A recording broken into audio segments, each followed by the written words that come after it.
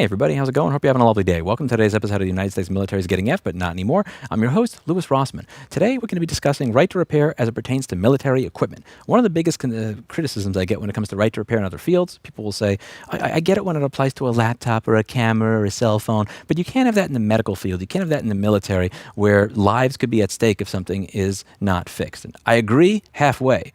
When lives are at stake, it is important, which is why you need right to repair. If you have a hospital and that hospital has a piece of equipment that's $100,000, and every time a $200 part breaks in it, they got to either buy a new one or wait 2 to 4 months for the manufacturer to come out, you know what that means? Either A, increased costs because they got to constantly buy a new one, which means it costs more money, which means the insurance company is more likely to deny that particular type of claim, which means more Luigi's, or it means if you're in a country that has universal health care, maybe that just means higher taxes for you, or less equipment for that particular hospital, which means lower capacity for care, which means more people sick and more people dying. When it comes to the military, if there's a piece of equipment that is necessary for readiness to ensure our defense, and that thing does not fucking work properly because the manufacturer said we'll fix it, but it's going to take us 3 to 6 months to get it done, or it's going to cost this much extra and that's not in the budget. This is a bad thing.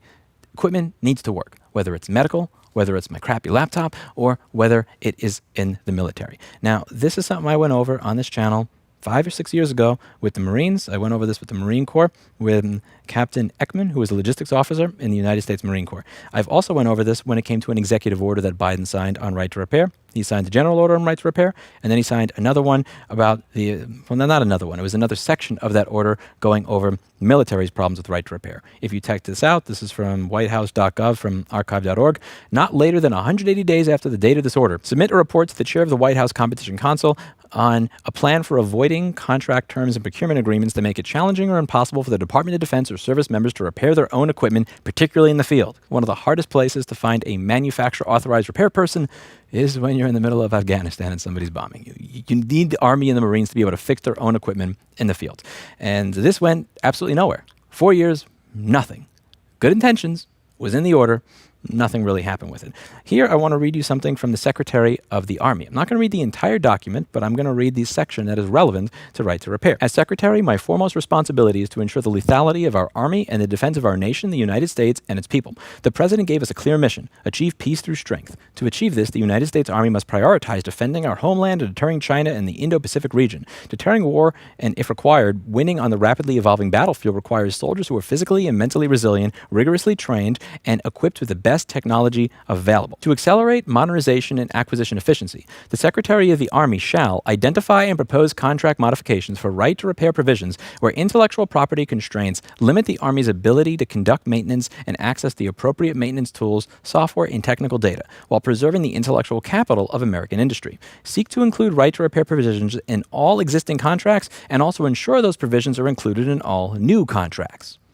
This is something that needs to happen. And if you're not really aware of how much fuckery occurs in this particular industry, I highly suggest that you take a listen to this. You hear all these people talking about fraud, waste, and abuse. You hear that as a buzzword every single time I turn on the television. And one of the things that I've noticed is all the people talking about fraud, waste, and abuse, they're not going through one of the largest line items in our budget in the United States, which is the military, where there is an exceptional amount of fraud, waste, and abuse that's been documented for over 20 years. If you're a taxpayer, I'm just going to give you a chance to lower the volume, turn off your television, if you don't want your blood pressure to go up. Are you ready?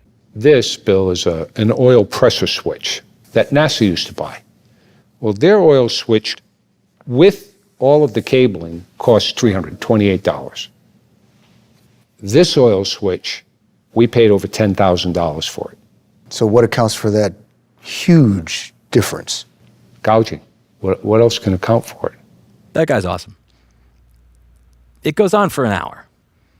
The amount of fraud, waste, and abuse within forget about the rest of the military budget, just the repair section, the right to repair section in and of itself is probably tens to hundreds of billions of dollars over the past several years. That's just been fucked away because nobody's really putting in that effort. Biden signed an order, but at the end of the day, signing an order don't mean shit if you don't do something about it. And let's see what happens here. Again, this is an order. It's being signed by somebody, Secretary of the Army. We'll see over the next 4 years.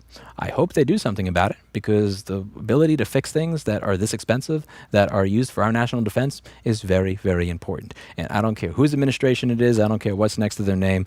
Move towards right to repair. I put my thumbs up for whoever gets it done. I hope he gets it done. Let me know what you think in the comments down below. That's it for today. And as always, I hope you learned something. And if you're a U.S. taxpayer and you want to be mad, just watch the full version of this. You'll be mad. It's very worth it. This guy's awesome. If you want these issues to keep going mainstream, please do help contribute to the Consumer Rights Wiki. That's consumerrights.wiki. We have a manager. We have a team working on the browser plugin. I'm going to try and accelerate that over the next month. We've got a PR person. We're going places with this. Going places. Got senators noticing stuff that's in here. Help me make it better. I'm not asking for your money. I'm not asking for you to like, subscribe. Post an article. Make it better. See you in the next one. Bye now.